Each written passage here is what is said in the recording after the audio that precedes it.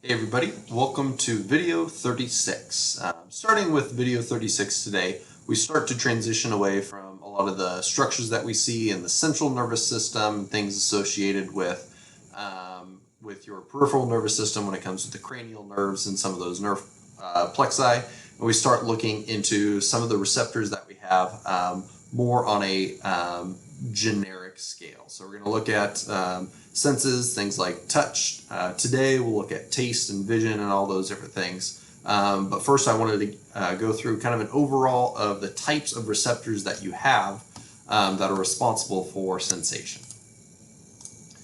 So sensory receptors, their job is to acquire information about the environment. Now this can be our external environment, or it can be our internal environment. So it can be things like temperature on the outside, or things like blood pressure, blood sugar on the inside. And then they determine whether or not that stimulus needs to be sent to your central nervous system in order for a reaction to take place. Your sensory receptors can be classified based on structure, location, or function. Receptors named based on their structure are going to have two different types of endings. They might have a free ending, or they might have an encapsulated ending. Now, a free ending is kind of what you think of when you think of a nerve having some free ending. The dendrites are going to be embedded into the tissue, usually embedded into your skin, and receiving stimuli that way. Encapsulated endings are going to have a connective tissue covering over them.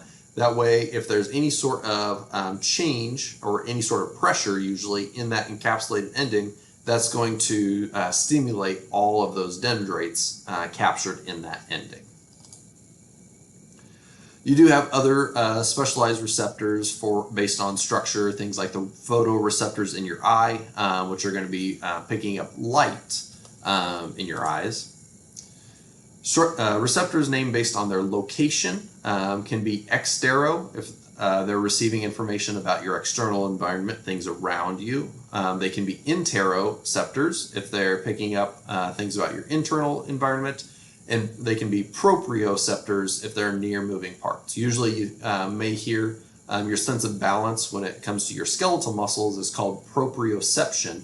So that's going to be responsible in knowing what angle and what position, how contracted different things are about your muscles, and how that can relate to balance. Receptors named based on function. This is one that you normally are going to see. Things like chemoreceptors are going to be responsible for chemical stimuli, so things that are going to be picking up any sort of chemical in the environment, either external or internal. Osmoreceptors are going to be really related to things with osmolality, or osmolarity, sorry.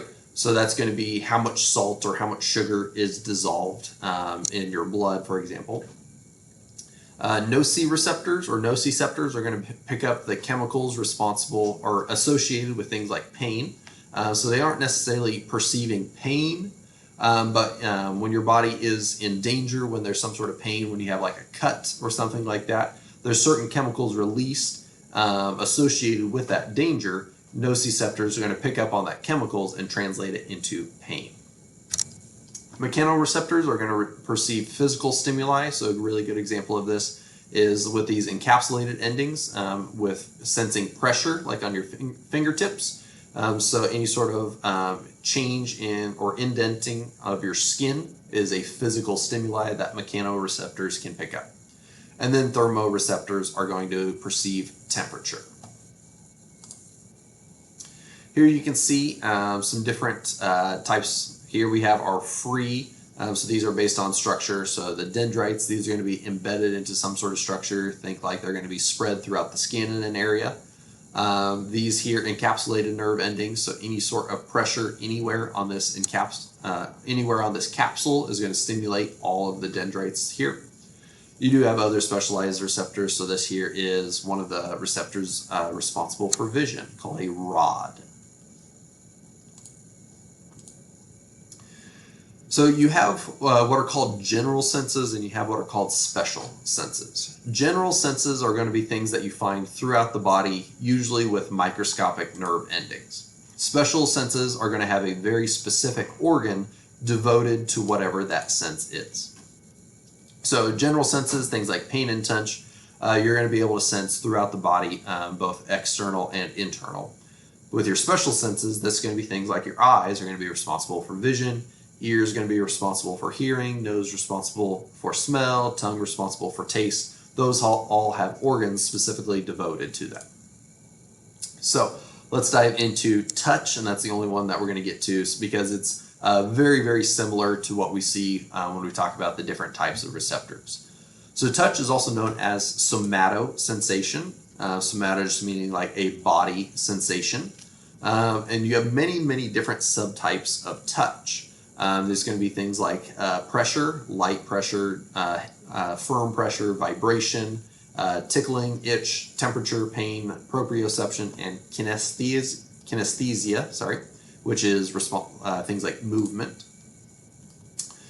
So your deep pressure, so that's going to be your firm pressure that you're sensing when something is very firmly pushing on you, is going to be sensed by Pacinian corpuscles, which are just an encapsulated nerve ending. So at deep pressure needs to push pretty hard in order to stimulate and be able to reach that encapsulated ending.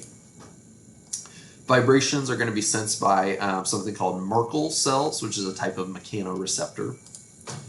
Light touch, so things just barely brushing against you, are going to be sensed by Meissner corpuscles, another encapsulated nerve ending.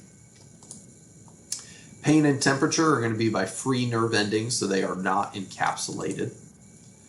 Most of these you are going to find in the skin. You can have other locations for touch and some of these other receptors. So that is very brief. Touch, with all the different kinds of subtypes of touch that we have for a sensation, we aren't going to get into anything outside of what we have mentioned here with your deep pressure, light touch, vibrations, pain, temperature, things like that. Just kind of a broad overview.